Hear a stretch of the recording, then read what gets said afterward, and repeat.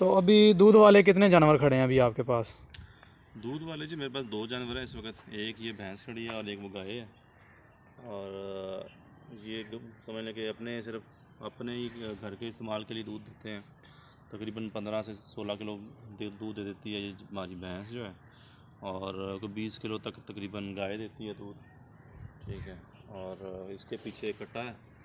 और जो भैंस है इसके पीछे भी इससे कट्टा है। और जो गाय है उसके पीछे एक बच्ची है फ्रीजन क्रॉस की। ठीक हो गया। तो अभी कितने कितने के आपने जानवर जो हैं ये परचेज़ किए हैं सारे गोश्त ईद वाले जो हैं?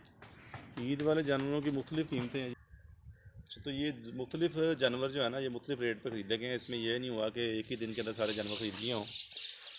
जैसे ये भी बड़ा जानवर जो आपके पास आ रहा है तकरीबन 300 केजी से ऊपर का वज़न है। और इसके साथ ये जो दूसरा जानवर है इसका तकरीबन 250 से पौने पौने 300 के करीब इसका वज़न होना है। और वो जो दो अंदर जानवर खड़े हैं वो भी कुर्बानी वाले हैं, लेकिन थोड़ा सा उनको मसला था कि पाँव पर थोड़ी सी मोच आई हुई थी। दूसरा थोड़ा सा वैसे जानवर मुझे ढीला लग रहा था, तो उन दोनों को मैंने इधर बांधा हुआ है ताकि थोड़ा सा उनको टीके शीके लगवा के डॉक्टर से या उनको ट्रीटमेंट करके तो फिर उनको खुला छोड़ेंगे। बाकी 10 जानवर टोटल खड़े हैं, कुछ छोटे हैं कुछ बड़े हैं। तो इनका अपना अपना फीड का हिसाब है सबका। तब्दीलियाँ काफ़ी आ गई हैं फार्म पे अभी तो।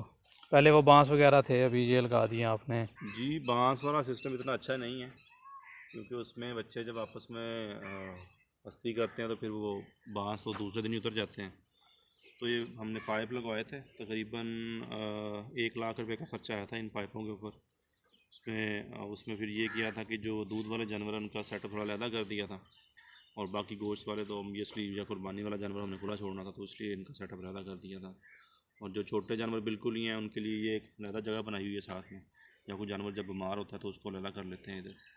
और साथ पानी की टैंकी भी एक बना दी हुई है इनके अलहदा से, ताकि इनको पानी के लिए उधर ना जाना पड़े या खोल के लाने ना पड़े।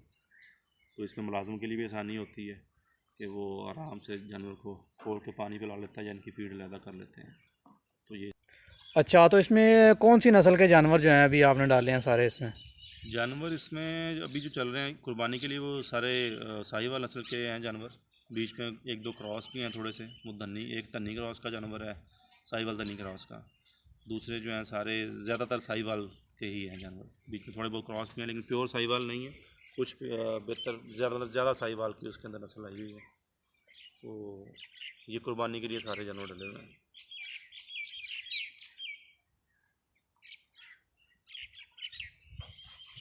और मुख्तलिफ़ रेट्स के ऊपर परचेजिंग हुई है सब जानवरों की, एक रेट की परचेजिंग नहीं है। आज से पहले जो मैंने फ्लॉक्स पहले डाले थे, जो आप पिछली वीडियो आपने देखी हुई हैं, उस वक्त मंडी बहुत सस्ती हुआ करती थी। अब मंडी काफ़ी तेज़ है उस वक्त के हिसाब से। अभी आप समझ लें कि 200 केजी या 250 केजी का जानवर आपने मंडी से ख़रीदना है। 200 से 250 केजी का जानवर, तो जो अच्छा खूबसूरत जानवर है वो आपको ₹1,00,000 से ऊपर मिलेगा। ठीक है, 1,10,000, 1,05,000, 1,15,000, 1,20, ये 200 से 250 केजी के जानवर की कीमत का बता रहा हूँ आपको। अगर इससे ज़्यादा वज़न का जानवर लेना है तो वो ऑब्वियसली 140, 140 से 130 की रेंज में आपको मिलेगा। तो इस दफ़ा मंडी का क्या सीन है आपका? कहाँ जाना चाह रहे हैं आप मंडी लेके? इसको कौन सी मंडी लेके जाएंगे? मंडी जी, अगर तो जानवर काफ़ी सारे तो यहीं पे सेल हो जाते हैं पहले तो। पिछले भी मेरा जो ईद का फ्लॉग था वो भी यहीं पे सेल हो गए थे जानवर। उसमें सिर्फ 2-3 जानवर थे मेरे पास। उसके बाद छोटे जानवर मैं लेके आया था, वो जो टोबा की मंडी में सेल कर दिए थे हमने।